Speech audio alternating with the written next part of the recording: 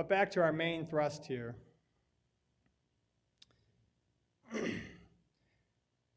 I like this graphic because it shows what is the reality, which is that when somebody first comes to our attention, somebody who needs our services, somebody who has recovery needs, first comes to our attention, we follow, typically, most behavioral health systems follow a particular process, a particular sequence of services. And it starts with however somebody gets brought to our attention, right?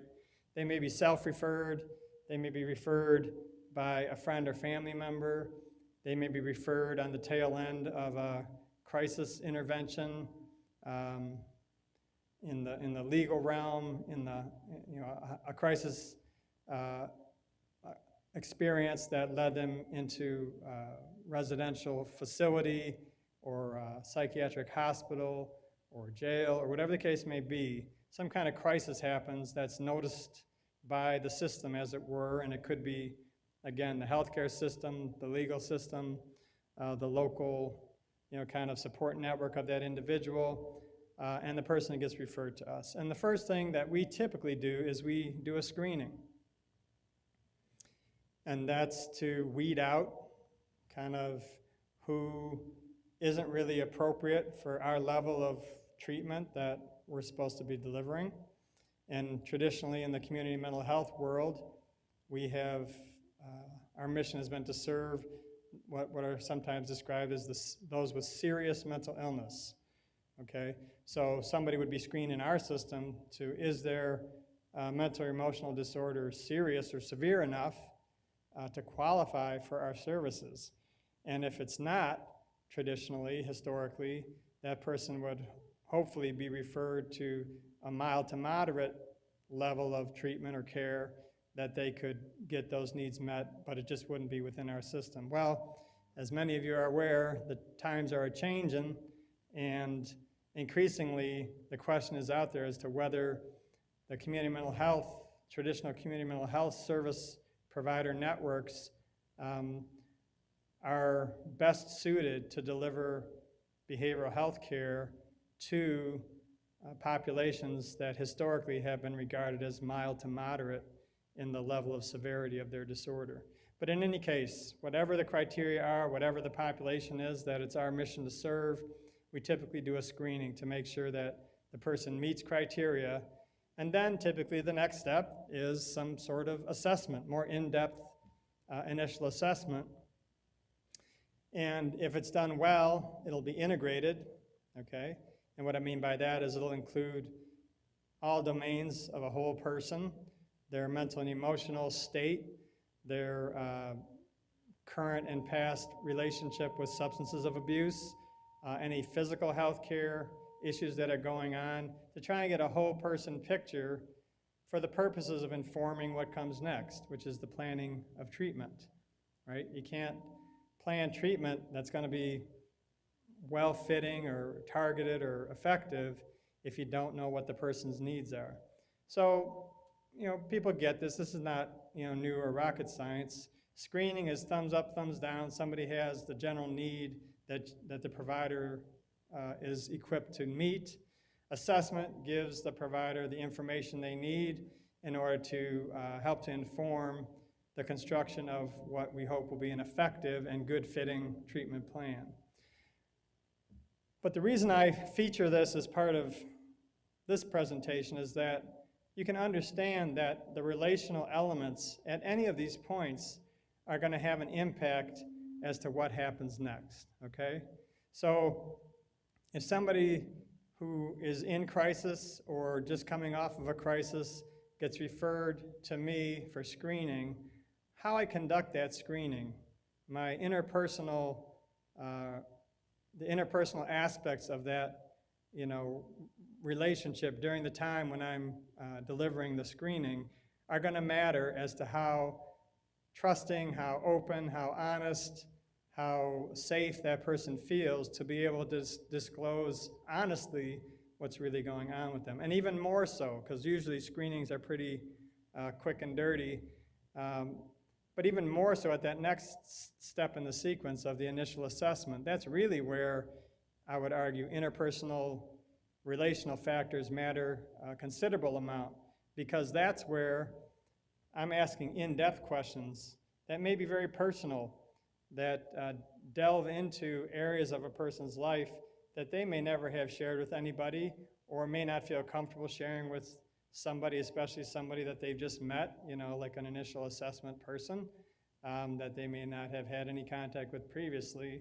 And so in that scenario, hopefully it's a no-brainer answer to the question, would it matter the relational interpersonal skillfulness of the initial assessor? Would that have an impact on how safe and forthright and disclosing and honest that the person is?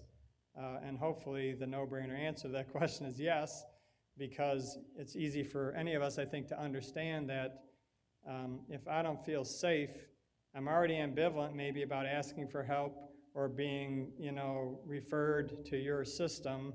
I don't know maybe necessarily if I need help or not. I may be highly ambivalent about whether I want help or not. And in that ambivalent state, does the relational elements of how that initial assessor interacts with me, are those things going to matter? And hopefully it's clear that the answer is absolutely, they're going to matter.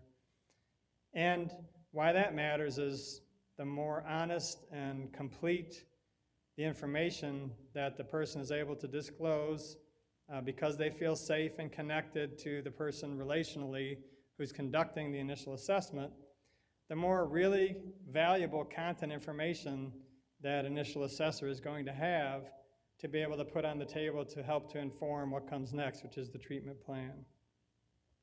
I really like what I'm calling here on this slide the target hierarchy that was put out there in Miller and Rolnick's most recent edition of their motivational interviewing book, their third edition.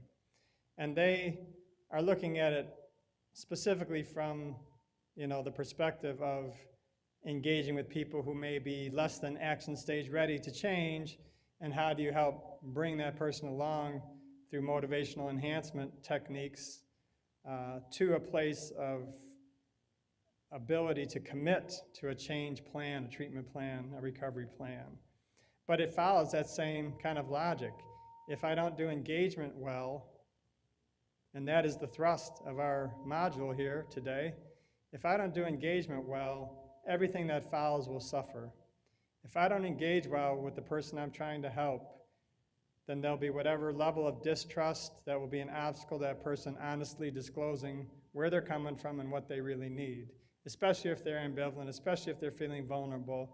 If I don't leverage all of those relational factors that are known, that have been studied, that we're going to be unpacking in the rest of our time today, if I don't know what those are and leverage them to the full, I'm missing out on an opportunity to really take advantage of what is the single biggest predictor of successful outcome, and that is the nature of the relationship. And it starts with engagement. It starts with meeting somebody for the first time. If I can leverage those things successfully and positively, then what happens next benefits from my being able to do that. So if I'm able to engage well, then the person feels sufficiently connected, sufficiently safe, sufficiently non-threatened to be able to be more fully disclosing about what's really going on and telling me really what they're a customer for. And then once I know what they're a customer for, I can better work with them if they are ambivalent or need help strengthening their motivation. I can better work with them to do that because they're being honest and forthright and disclosing what they're really struggling with and what they really need help with. But they're not going to do that unless that engagement goes well.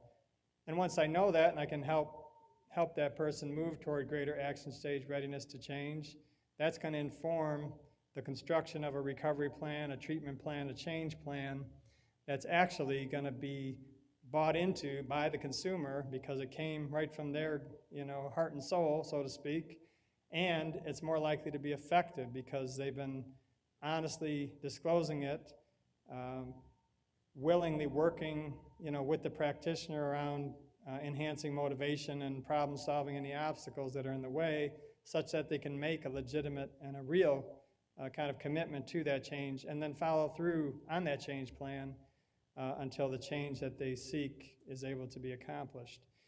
None of that happens well, though, unless the engagement is fully leveraged.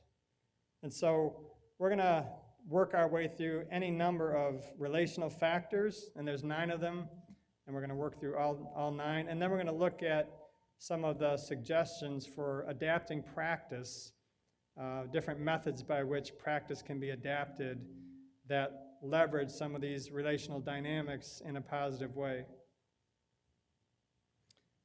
So first, these 9 different relationship factors.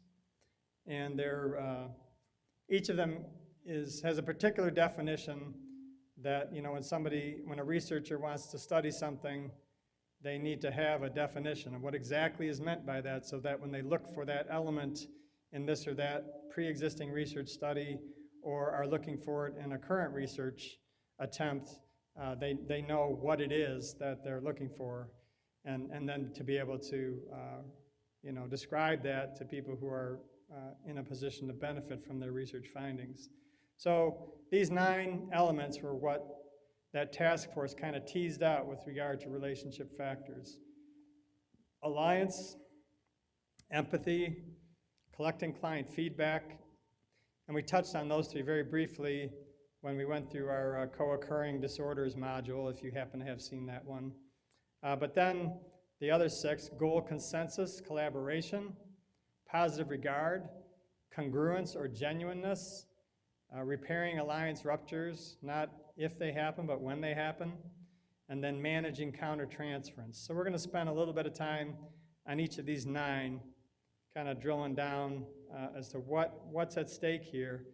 And each one of these has recommendations for, or implications for improving our practice in the direction of being able to fully leverage those interpersonal aspects in the service of impacting the outcome for the person that we're working with.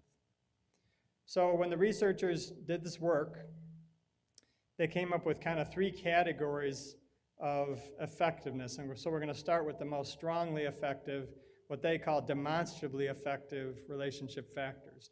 The ones that they had the most confidence in terms of effect size that they found, their ability to tease it out and control for the other things that are mixed in here, because as we'll be encountering as we move forward, you can understand that some of these elements are overlapping or intertwined with other elements in a way that would be challenging to try to tease out 100% accurately. But what are the demonstrably effective relationship factors? And there are 3.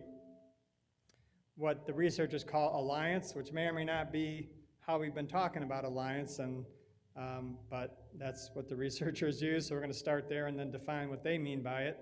And that's not only an individual, they studied it not only in individual interpersonal counseling type of work, but also in group types of interventions, whether it's family therapy as a group or group treatment interventions.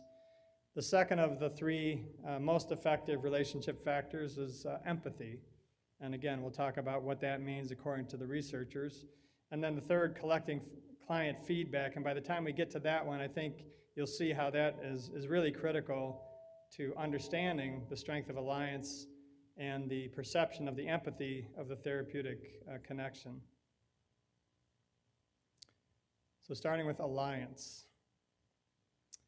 The researcher definition for alliance referred to the quality and strength of the collaborative relationship between the helper and the helpee. And it's important to note that this is from the perspective of the helpee, okay? Because again, we as practitioners are not good guessers at how strong that relationship alliance factor is. And so we need to figure out a way to hear about that, have that feedback from the client or consumer, and that's really where that third one comes in. But the effect size here was found to be significantly robust, right?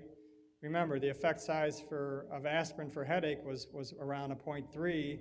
This has a 0.4 to 0.45 in terms of the impact on the element of alliance on successful outcome for that person being served. So significantly more potent than differences between treatments. And what that means is when you line up treatments and you study which treatment modality is better or worse than another treatment modality, most of the research on those sort of comparison studies shows the statistically significant difference in treatment effect between treatments is pretty small. A good example of that, for those who are familiar with Project Match, which was a study done back in the 80s that was supposed to answer the question, which treatment modality is most effective? Cognitive behavioral intervention for alcoholism is what was studied versus a motivational enhancement therapy intervention for alcoholism versus a 12-step facilitation therapy intervention for alcoholism. And each of those three types of intervention had their champions, had their strong advocates, their camps, if you will, that really would swear up and down that, hey, this is the best. So the CBT champions said, you know what, cognitive behavioral therapy is the best for all clients all the time. And finally, we have a research study that's going to prove that. And the 12-step facilitation therapy folks said, nope, the 12-step approach is by far the most effective, and so we will be vindicated when these research findings come in. And the motivational enhancement folks said, nope, it's all about motivation, and we will be proven to be the champ, king of the hill, when the findings of this research study come in. Well, what actually happened in the Project Match study is all three of those interventions were proven to be effective. But when you compare them with each other, the differences were minuscule, minute. So it didn't answer that question about which one is the king of the hill to anybody's satisfaction who was a champion of one of those three. But it generated some good evidence, not only that all three of those were effective and continue to exist today in addictions treatment as valid, viable modalities that good clinicians, I think, want to learn to have the option of implementing one or another depending on the goodness of fit with that individual client that they're working with. So it proved that all three are effective. But interestingly, to our question here about the relationship factors, Project Match did not control for any of the relationship factors, right? So one would expect that there'd be a random distribution of people who had really good interpersonal engagement skills, good alliance building skills, really valued the relationship with the person that's referred to them. There would be a range of people who were really, really committed to that and skilled at it and intentionally exercising those things on one pole, all the way to people who are oblivious to the importance of the quality of relationship and just were going through the motions because they were being paid as one of the practitioners in this Project Match study. So there was no controlling for relational elements, no controlling for alliance. And it makes one wonder if that had been controlled for, what kind of finding, or how the findings may have been different. And so that's, if anybody knows of a few $1 million laying around where we could replicate the Project Match study and control for relationship factors, I would love to be a part of that study. Before leaving this slide, I want to call your attention to a really excellent book out there called The Heart and Soul of Change, Delivering What Works in Therapy. A number of the authors of that book who collaborated on that book are also some of the researchers who did some of the core research over the past, since 2001 and 2 on relationship factors that contributed to the content of what we're looking at today. But it's a very well written account of how the relationship matters. And if you're interested in digging even more deeply into that, I would commend that book to you very highly.